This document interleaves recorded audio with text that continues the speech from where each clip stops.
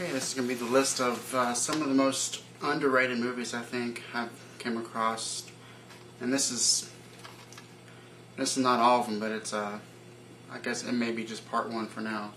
Yes, and I consider movies underrated. Like if I feel they came and kind of went, and not enough people paid attention to them. And there's lots of movies that I think are underrated, but these are just some of the ones that just kind of stick out.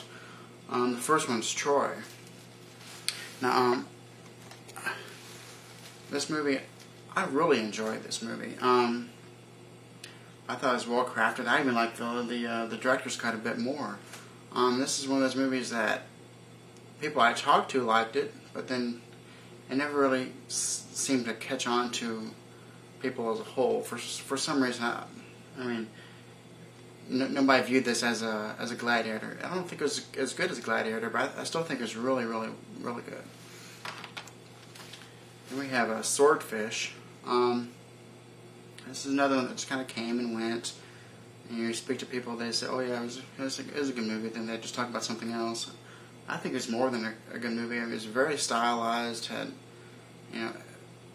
really well made. The action in it was great. Everything, cinematography, music. I really enjoyed this movie a lot, and I just think it's one that people should take a second look at or something like that, because it's really good too.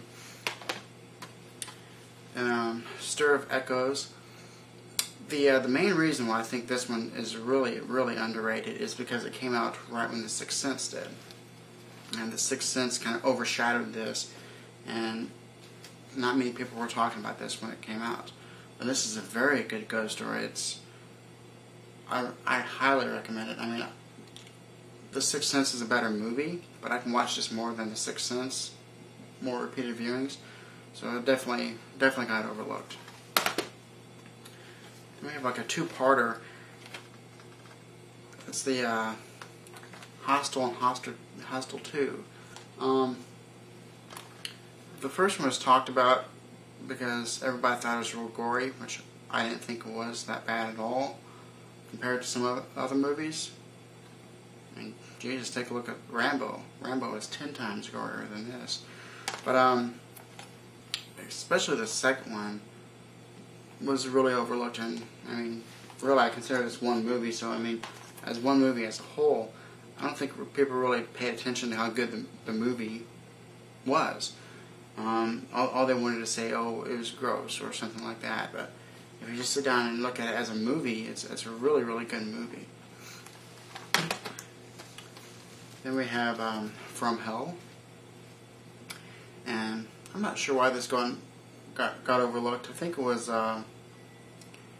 just the way it was made, maybe how the story developed. It's hard to say because people like Johnny Depp. I don't know. People like Jack the Ripper, but somehow it's there's not a lot of praise for this movie, and even though I thought it was really, really good, so another one that just I think maybe I'd take a few looks at, and I wish people would talk about this more. Then one that I consider underrated because when it came out, I really didn't have any intentions of seeing it, and I didn't see it because not a lot of good things were said about it. But I ended up renting it, and I really enjoyed it. For some reason, I really like this movie. I like the way it portrayed the main character. He wasn't your stereotypical teen. A lot of it had to do with the way it was played by Shia LaBeouf. Just non-stereotypical. It was Disturbia. I really like this. I mean, a lot more than what I thought I would. It kind of went away from what a normal movie like this would be.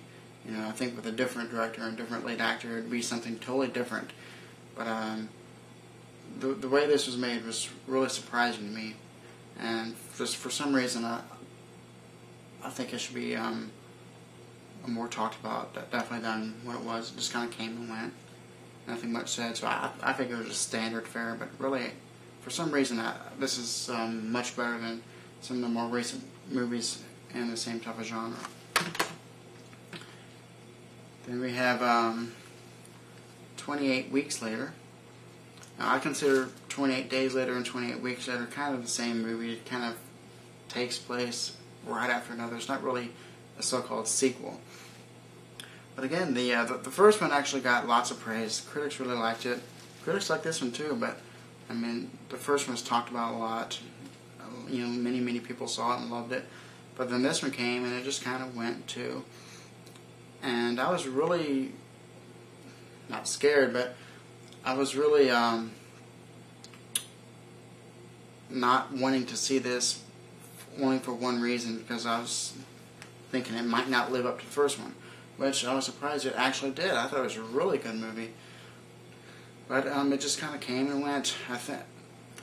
I'm sure because a different director and none of the same actors were that were in the first one were in this one, so I guess people didn't think it was going to be good. But so I'm guessing not enough people gave it a chance. And I mean, this is one not to go overlooked. It's really good.